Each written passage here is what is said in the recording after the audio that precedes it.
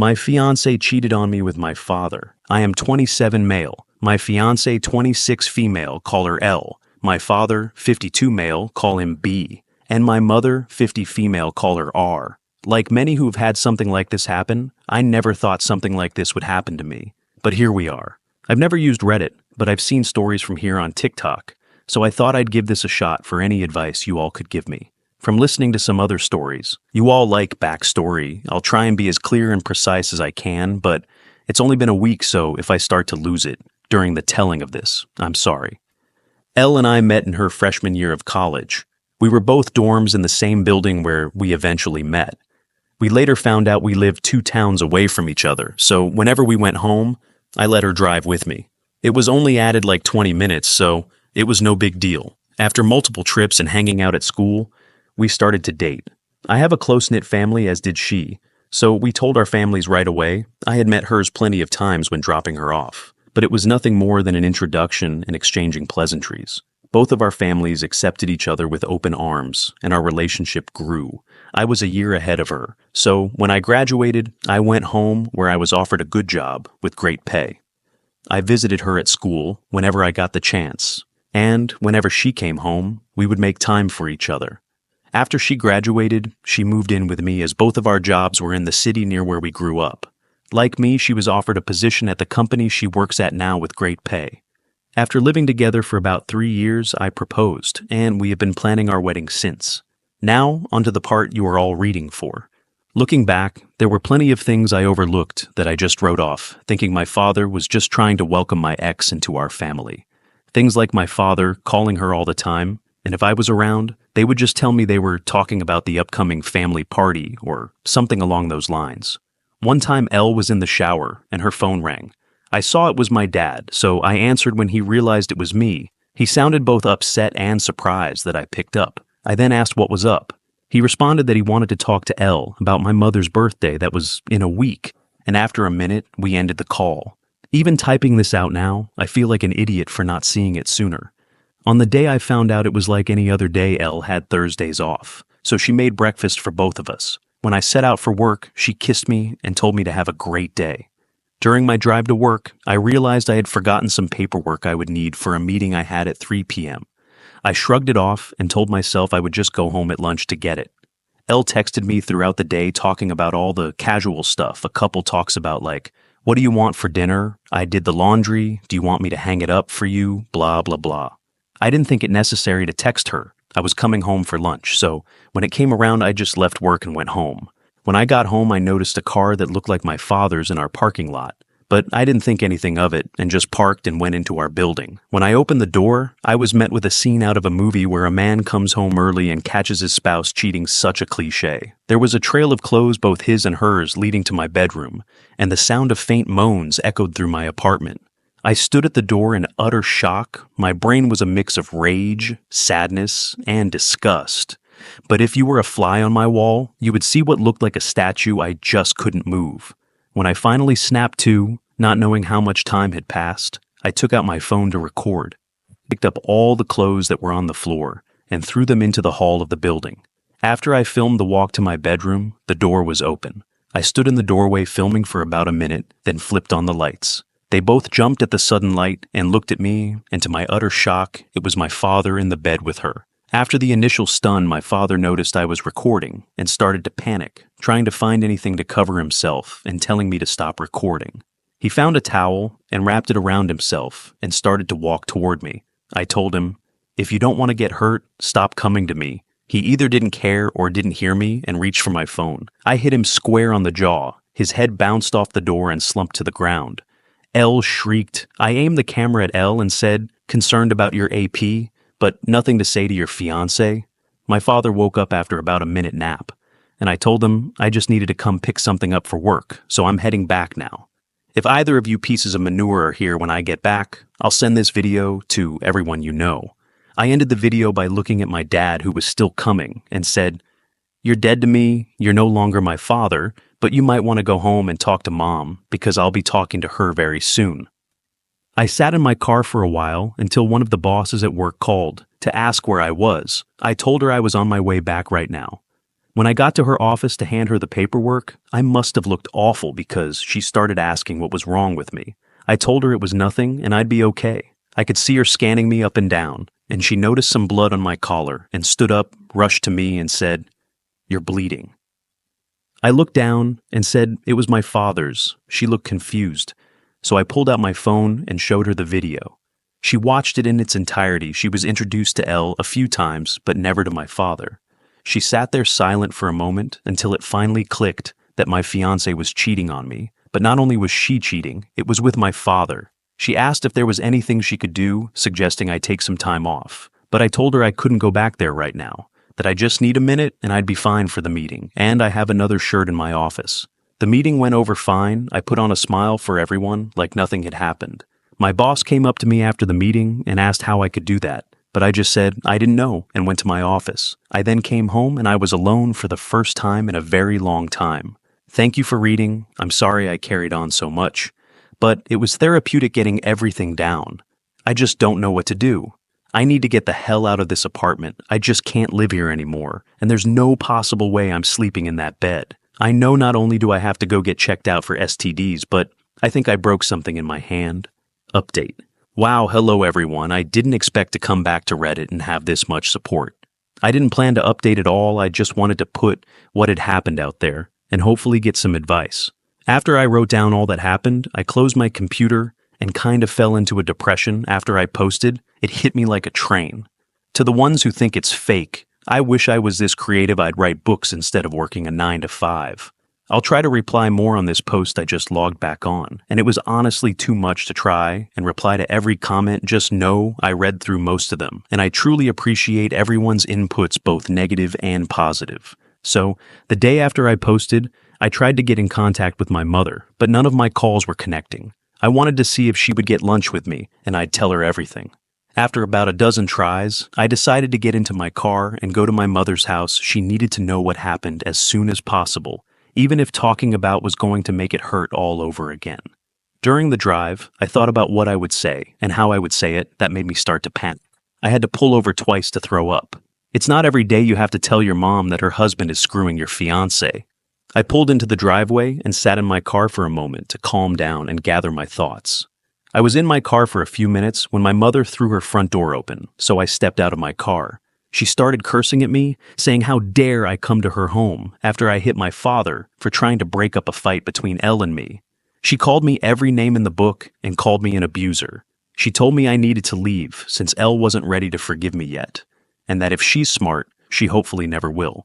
Yes, my father took Elle to my family's home and told my mom that Elle and I argued, and when my father tried to spot it, I hit him. She continued for a while until I finally snapped and said, "Really, Mom? Because your husband is having a fling with my fiancé? That's why I hit him. And if you can't take my word for it, I have a video. I'll send it to you. But because my mother can talk to me like that, don't expect to see me again. I don't want to hear your apology when you finally figure out that you're just as useless of a mom as my piece of crap father."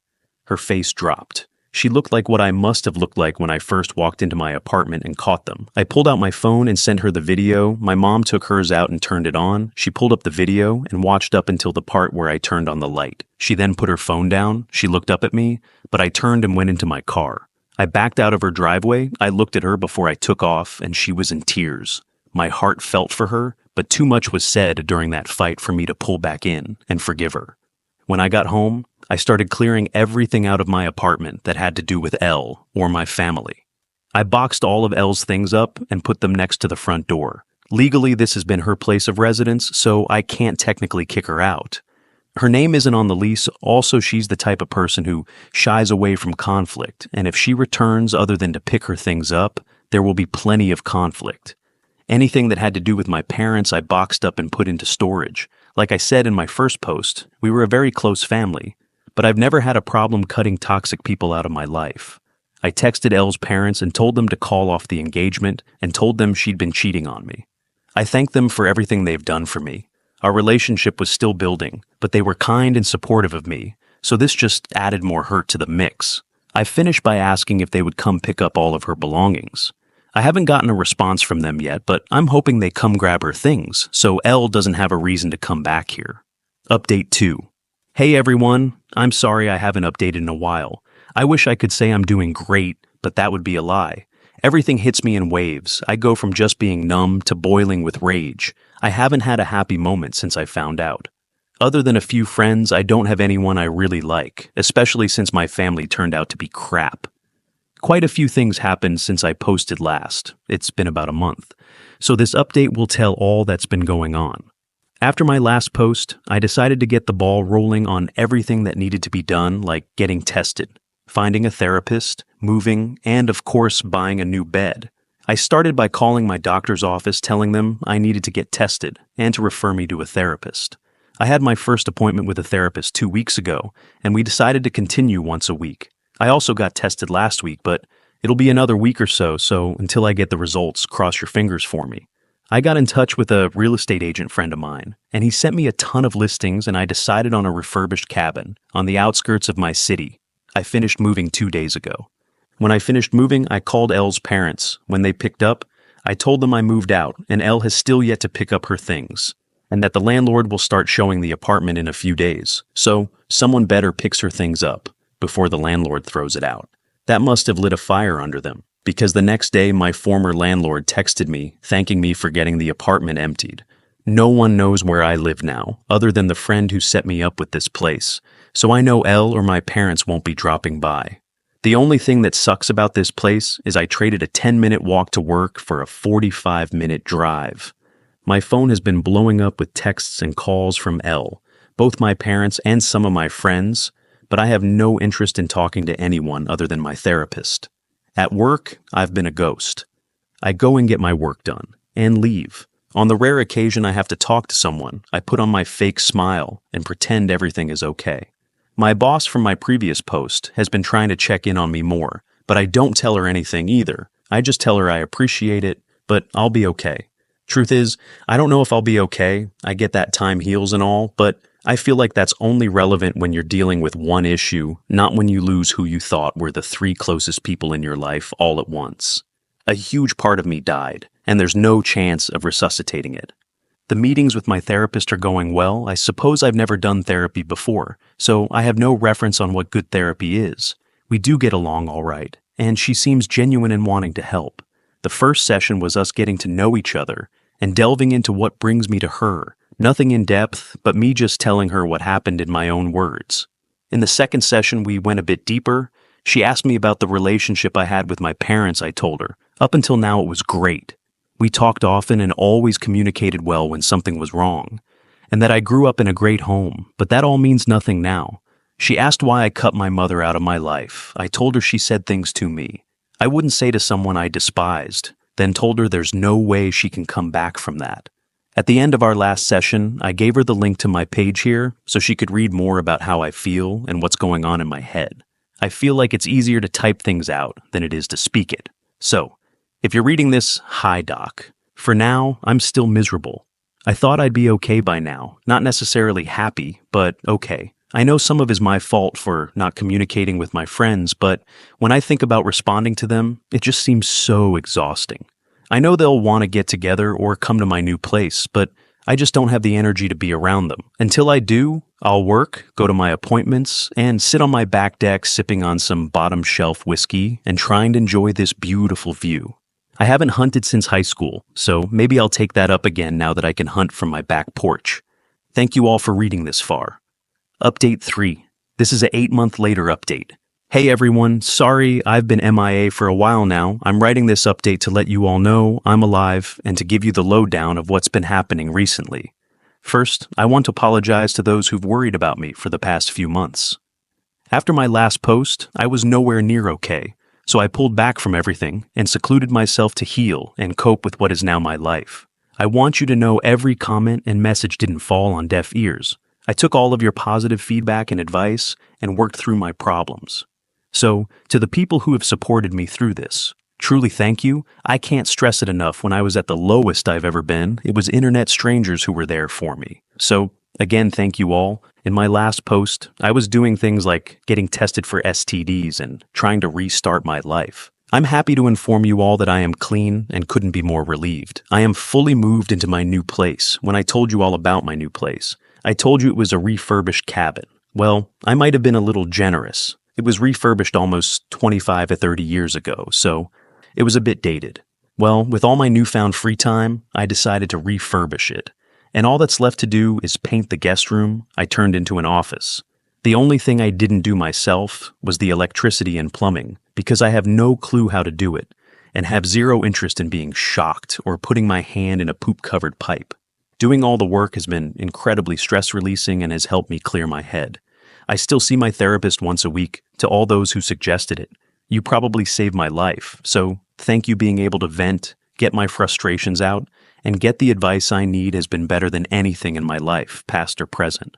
I'm still working at the same company. I've become more open with some of my coworkers that I'm closer with, and my boss from my previous posts due to the advice from my therapist. Also due to her and some of your advice, I've reached out to my friends and have slowly been reintegrating into the group again. Now, on to the update with what's been going on between my family and ex. I decided I was ready to talk with my mother, so a little over a month ago, I unblocked her on my phone and reached out. I called, and almost instantly she picked up the phone. I could tell through the tone of her voice she was panicking. Eventually, after reassuring them it was me, I told her we should meet and talk. She agreed, and a day later, we met at a diner near her house. She was there before I was, and when she saw me, she started quietly sobbing. When I sat, she apologized over and over again, telling me she could only take their word because she never thought their getting together would ever happen. I told her while I appreciated her apology, the things she said to me were despicable and something no mother should ever say to their child, and it showed me exactly what she thought of me. She cried harder and promised it's not true that when she was told I hit my father for no reason, she was so angry, and when I showed up to the house, she just let her anger take over. Not wanting to go back and forth with her, I decided to move on. I said, "Speaking of that poser, what have you decided to do with him?" She told me they've been separated. She just kicked him out. Since the day after I sent her the video, and she immediately found a lawyer. Then we moved on to my ex. She said that when I pulled away, she went back into the house and threw them both out. She was too disgusted to look at them. We talked for about an hour in total. And before I left, I told her I was at a dark point in my life. And because of the things she said to me, I didn't have my mother when I needed her. And because of that, I don't know if I could have her in my life. I then told her I was willing to work on my relationship with her, but it will be at my pace. She stopped me before I could leave and told me she had to tell me something important. I sat back down, and she said Elle was pregnant. Elle showed up to the house and told my mom. She said she didn't know if it was mine or my father's. Elle asked if I had been in touch so she could let me know. She hasn't, so my mom just sent her on her way. Well, that's about it. For the update, I have a lot on my mind, not sure what to do or feel. Thank you for reading. Sorry for rambling on and on.